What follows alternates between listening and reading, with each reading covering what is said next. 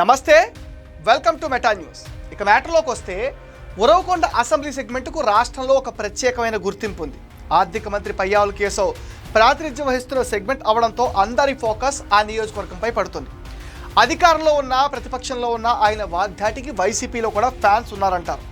అలాంటి లీడర్ని ఎదుర్కొనడానికి వైసీపీలో ఇద్దరు నేతలు పోటీ పడటంతో ఏపీ పాలిటిక్స్లో ఇప్పుడు ఇది హాట్ టాపిక్గా మారింది. ఉరవకొండ వైసీపీ ఇన్ఛార్జిగా ఉన్న మాజీ ఎమ్మెల్యే విశ్వేశ్వరరెడ్డి సరిపోరని ఎమ్మెల్సీ శివరామిరెడ్డి పార్టీ బాధ్యతలు చేపట్టాలని తాపత్రయపడుతున్నారు. అదే ఇప్పుడు ఉరవకొండ వైసీపీ శ్రేణుల్లో కలకలం రేపుతుంది. ఎవరి మాట వినాలో అర్థం కాక కేడర్ అయితే తలపట్టుకుంటుంది. ఉమ్మడి అనంతపురం జిల్లాలో అధికార విపక్షాలకు అత్యంత బలమైన నేతలు ఉన్న నియోజకవర్గాల్లో ఉరవకొండ ఒకటి. 1994 నుండి పయ్యావుల కేశవ్ 5 సార్లు ఎమ్మెల్యేగా గెలిచారు. 1999 నుంచి టీడీపీ అధికారంలోకి వచ్చిన 2 సార్లు ఓటమి చూసిన కేశవ్ ప్రతిసారి ప్రతిపక్షంలో ఉన్నప్పుడు వరుసగా విజయాలు సాధించారు. అధికారంలో ఉన్నప్పుడు ప్రతిపక్షంలో ఉన్న మంచి సబ్జెక్టు ఉన్న నేతగా పయ్యావుల కేశవ్కు మంచి ఫ్యాన్ ఫాలోయింగ్ కూడా ఉంది. అందుకే పయ్యావుల కేశవ్కు 2014 ఎన్నికల్లో ఓడిపోయినప్పుడు చంద్రబాబు ఎమ్మెల్సీగా అవకాశం కల్పించారు. 2019లో టీడీపీ ప్రతిపక్షానికి పరిమితమైనప్పుడు గెలుపొందిన కేశవ్కు టీడీపీ అధినేత పీఎస్సీ చైర్మన్గా ఛాన్స్ ఇచ్చారు. జగన్ ప్రభుత్వం అవినీతి అప్పుల్ని జనంలోకి తీసుకెళ్లడంలో బలమైన వాణి వినిపించారు. కేబినెట్ హోదా కలిగిన ఈ పదవిలో ఆయన బాగా ఒదిగిపోయారు. ఆ తర్వాత 2024లో కూటమి అధికారంలోకి రాగానే కేశవ్కి ఆర్థిక శాఖను అప్పచెప్పారు. ఆ స్థానాన్ని ఆయన చాలా సమర్థవంతంగా నిర్వహిస్తున్నారు. అయితే పయ్యావుల కేశవ్కు ధీటుగా ఎదుర్కొనే నేత వైసీపీలో లేకపోవడం ఆ పార్టీకి కొద్దిగా ఇబ్బందికరంగా మారింది. ఉరవకొండ వైసీపీ ఇన్ఛార్జిగా మాజీ ఎమ్మెల్యే విశ్వేశ్వరరెడ్డి ఉన్నప్పటికీ ఆయనకు సొంత తమ్ముడు కాంగ్రెస్లో చేరడం ఆయనకు కొంచెం మైనస్ అవుతుందట. మరోవైపు వైసీపీ నేత ఎమ్మెల్సీ వై శివరామిరెడ్డితో కూడా విశ్వేశ్వరరెడ్డికి పొసగటం లేదు.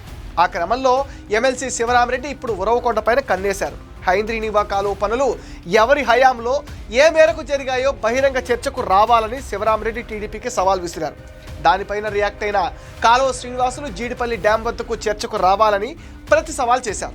ఈ నెల 21న బహిరంగ సవాల్కు ముహూర్తం ఏర్పాటు చేశారు. సరిగ్గా ఈ మే 21 ఉదయం 11 గంటలకు జీడిపల్లి డ్యాం వద్దకు చేరుకునేలా ప్లాన్ చేసుకున్నారు. కానీ శివరామిరెడ్డి మాత్రం ఉరవకొండ శిలాఫలకం వద్దకు రావాలని డిమాండ్ చేశారు. చెప్పిన మాట ప్రకారం కాలువ శ్రీనివాసులు జీడిపల్లి డ్యాం వద్దకు రాగా ఉరవకొండ శిలాఫలకం వద్దకు శివరామిరెడ్డి తన అనుచరులతో చేరుకున్నారు. ఇద్దరు చెరో చోట ఉండడంతో అసలు విషయం పక్కదారి పట్టింది. హైంద్రీనివాపై బహిరంగ చర్చ జరగలేదు. ఆ ఇద్దరు కాసేపు ఫోన్లో చర్చించుకుని సవాళ్ల పర్వానికి తెరదించారు. హైంద్రీనివా కాలువ పనులపైన చర్చకు శివరామిరెడ్డి సవాల్ చేయడం ఆయన పొలిటికల్ మైలేజ్ తెచ్చిందని అంటున్న కాలువ శ్రీనివాసులు చెప్పిన చోటికి ఆయన రాకపోవటం రాజకీయ దిగజారుడుతనానికి నిదర్శనమని టీడీపీ నేతలు మండిపడుతున్నారు. ఉమ్మడి అనంతపురం జిల్లా వైసీపీ సమన్వయకర్త ఎంపీ మిథున్ రెడ్డి జిల్లా పర్యటనలో ఉండగా, అందులోనూ అసెంబ్లీ సెగ్మెంట్ ఇన్ఛార్జీలతో మీటింగ్లో ఉండగా శివరామిరెడ్డి ఈ ఇష్యూతో పార్టీలో బాగా హైలైట్ అయిపోయారు. ఎన్నికల్లో విశ్వేశ్వరరెడ్డికి శివరామిరెడ్డి సహకరించలేదని, అందుకే విశ్వేశ్వరరెడ్డి ఓటమి పాలయ్యారని ఆ పార్టీ వర్గాలు అంటున్నాయి. 2024 ఎన్నికల్లో విశ్వేశ్వరరెడ్డిని కాదని టికెట్ సాధించుకోవాలని చూశారు శివరామిరెడ్డి. కానీ విశ్వేశ్వరరెడ్డి టికెట్ తెచ్చుకున్న సొంత పార్టీ నేతలే ఆయన ఓటమికి కారణమయ్యారంటున్నారు. 2029 ఎన్నికలకు ఇంకా చాలా సమయం ఉండటం, పయ్యావుల కేశవ్ మంత్రిగా ఉండడంతో ఉరవకొండలో వైసీపీ నేతలు చాలా సైలెంట్గా ఉన్నారు. హైంద్రీనివా కాలువ పనులపైన రాయదుర్గం ఎమ్మెల్యే కాలువ శ్రీనివాసులకు బహిరంగ సవాల్ విసిరి సెన్సేషన్ అయ్యారు.